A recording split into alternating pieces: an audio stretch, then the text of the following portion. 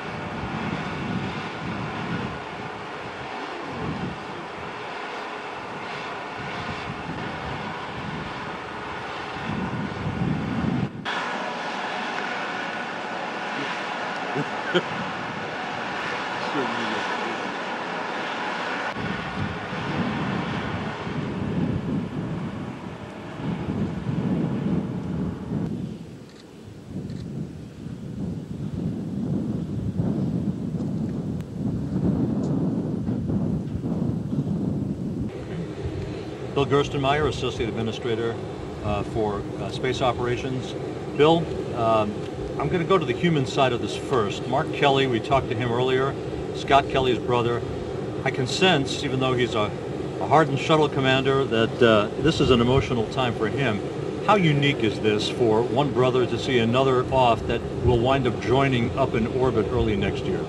Yeah, I think it's really special. We talk a lot about ourselves being part of the human spaceflight family, where we think of each one of us as a member, a family member. We grow close to the workers we work with every day, but I think there's also a special tie of someone that's really grown up as kids together, especially Mark and Scott growing up as boys together, and then to get a chance to see this activity here at the launch pad and to see his brother get ready to go fly and to think about his own training. He's in the middle of his training for the AMS flight, STS-134, so Mark's got that on his mind. He gets to see his brother fly, and then eventually he'll get to see his brother in space. So it's a pretty special event when you get to see your brother go fly and then go get to be with him on orbit and actually experience space station with all its glory together as a family, a real family.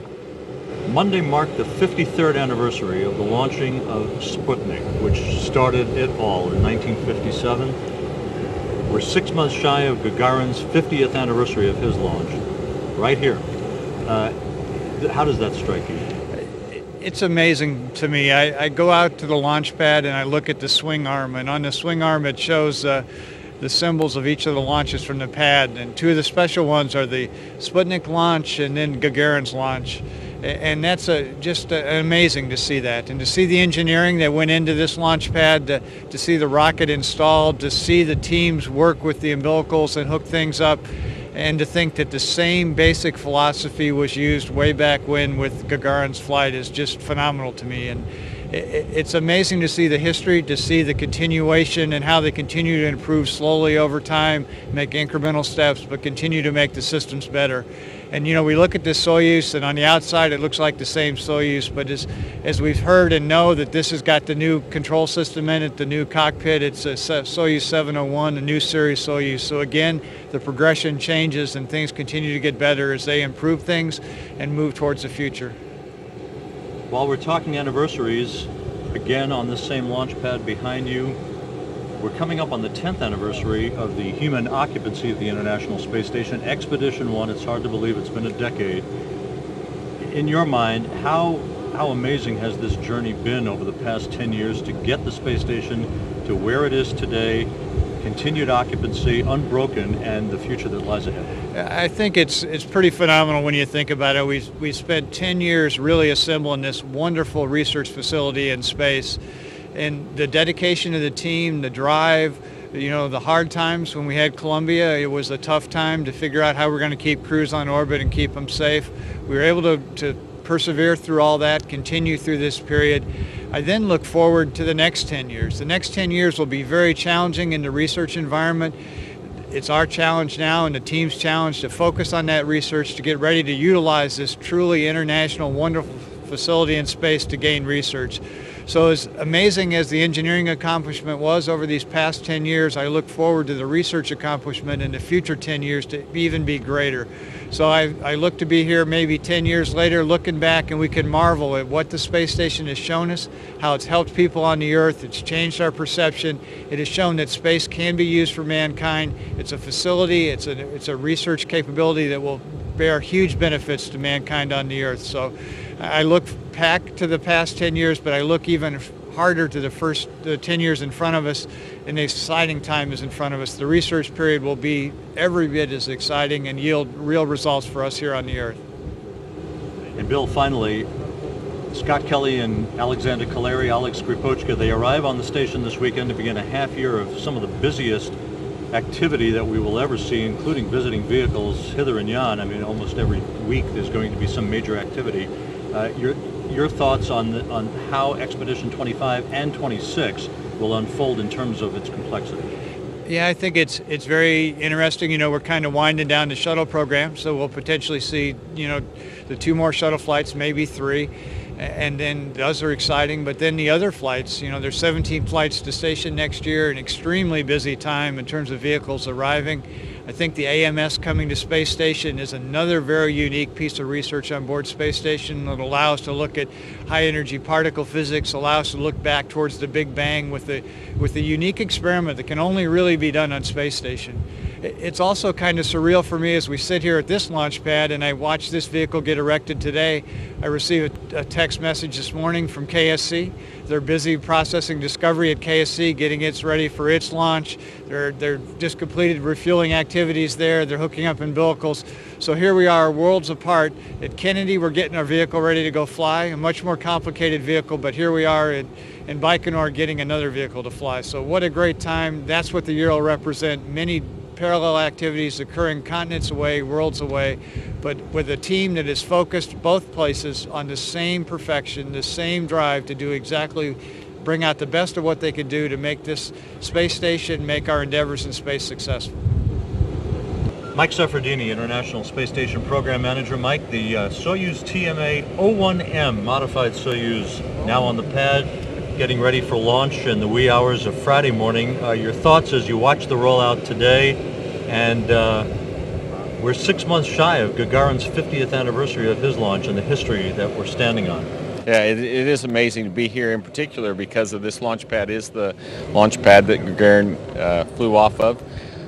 It strikes me when I think about the fact that we're getting closer to the end of assembly and that we'll begin utilization. You know, we think of ourselves kind of slowing down our pace a little bit as we get ready to do utilization, and really this is kind of an indication of the way it's going to be a long term. In order to utilize ISS, we've got to fly off many launch pads around the world.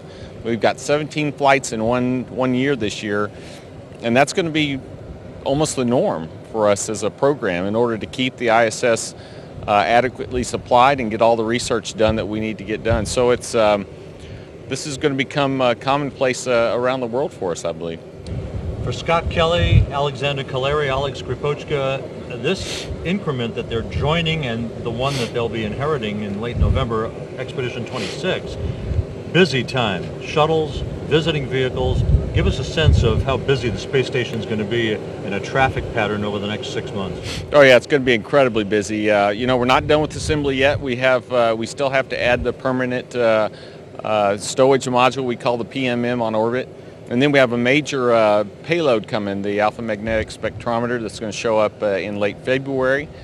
So those two shuttle flights are part of the mix. Also late October we have a Progress. We have the crew, the 24 Soyuz crew returning at the end of November. We've got Katie Coleman and Dimitri and Paolo flying up in December. Then we have HTV in January, another Progress, an ATV. We've got a couple of Russian segment EVAs at the first of the year and possibly one at the end of this year. All of that leading up to the STS-134 mission, where Scott's brother Mark will come up and they'll be together on orbit. So it's just a remarkably busy period for us. And the 10th anniversary of the human occupancy of the space station is right around the corner. In fact, the day after Discovery launches on the STS-133 mission, November 2nd, will be the anniversary. 10 years ago, Expedition 1 launched from this same launch pad. It's almost hard to believe it's been a decade, and your thoughts on that? Yeah, and remember, this is the beginning of Expedition 25, where we've already actually begun Expedition 25 the way we count. But the 25th Expedition crew, this is an amazing number of crews that have come to visit Space Station and actually live on board. There's been something on the order of 155 crews visit ISS. It's been an incredibly fruitful platform from that respect. And it's the human element that brings us all back home to us. And so I hope we have many, many more visitors to come. And Mike, as the year winds down, your thoughts on what this year meant for Space Station, not only in terms of expansion of science, but to show through the pump module activity that transpired over the summer that you could fix critical spare parts when in a short period of time with all of that replanning that went on. Oh yeah, and that's a very good point. Of course, we have really in our minds transitioned to utilization on board ISS. We've changed our whole focus in terms of when we manifest. It used to be we kept the systems guys would get a certain allocation and we'd protect that, and if they needed more they got it at the expense of utilization. Now we do exactly the opposite. Utilization flies and we work around their needs in order to operate ISS. But when something like a pump module fails, you have to stop what you're doing and replace it. And that was an amazing feat. We learned a lot. We took about 10% of the crew time that we had planned for research away, but since that time we've made up over half of that time back. And so even though we did the pump module, the team really turned to and found more efficient ways to get some of that research done, and that really is our focus. And so while to the outside world it looks like we were mostly just fretting about the pump, we were internally working very hard to make sure we got that time back that we took from utilization. So it does all work. It's an amazing effort by an incredible team around the world, but it does all work, and we will continue to do more and more research and learn more, discover more as the years go on. Mark Kelly, Endeavor's commander for STS-134 next February in a very unique role here at the Baikonur Cosmodrome. Mark, you're here to see your brother launch to the International Space Station in the Soyuz rocket that sits behind you. Your thoughts as the hours count down to your brother's launch? It's a pretty amazing place to be. A lot of history here. And, you know, to consider the fact that my brother's part of this and our family's out here, it's pretty exciting. Saw Scott yesterday, going to see him again today. He's feeling really good, and you know he's got a very busy mission ahead of him, so it's nice to get a chance to see him off. Much has been made of the fact that twin brothers have the real potential of meeting up in orbit as respective commanders of a space shuttle and a space station. Did you have a chance to talk a little bit to Scott about that uniqueness? Yeah, we've talked a little bit about it. It wasn't actually supposed to happen. I should have been up to station and back already on my flight. But he's going to launch in a couple days on his expedition, and then we'll see what happens with the launch of STS-134, whether we launch on time or not. And if we do, when I open the hatch, he'll be on the other side. Now, you're on the same launch pad that Yuri Gagarin launched from almost 50 years ago. Your sense of history as you sit here and watch all this process unfold? Yeah, this is an amazing place. You know, the fact that they've used the same launch pad for 50 years, where in the American space program, you know, we have several that we've, you know, demolished and rebuilt, and you know, so it's pretty interesting to know that, you know, every one of these rockets and every cosmonaut that's gone into space has gone off this pad. You know, it's a pretty special place. You've seen shuttles roll out, you've seen your own shuttles roll out, but a comparative thought about the way the process works here as opposed to down at the Kennedy Space Center? Yeah, so I've actually never seen the space shuttle roll out, even though, I mean, for me, the timing's never worked out. I'm going to try to do that for STS-134. Certainly the orbiter takes a lot longer to get to the launch pad. The Soyuz moves pretty quickly along the railroad track, and you know, they get out to the pad, and I think shortly they're going to erect it and put it into the vertical, and it's relatively, compared to what we do, is a very quick process. Final question. This must be an emotional time for you and your family members who have traveled halfway around the world to watch Scott take off. Your thoughts as you've talked to your brother, his level of readiness to spend 6 months on the space station, and your thoughts as you see him off. Yeah, he's absolutely ready for this mission. He's been training for this for a long time. He's got a very busy increment. A lot of vehicles arriving and departing, 2 space shuttles, a Progress, a Soyuz, ATV, HTV. He's going to have a very busy flight, so I think for him that's going to go very fast. And if everything goes well, it should be very satisfying. You know, my thoughts is, you know, I kind of know what he's going through. I've flown in space 3 times, never on the Soyuz, but it's exciting for him. You try to make sure you've done everything and you've thought of everything ahead of time. So he's kind of going through that process now to make sure, you know, you don't want to leave anything behind. You know, you get this opportunity once. Any brotherly advice as he prepares to take off? Well, I can't give him Soyuz advice, never having flown on the Soyuz.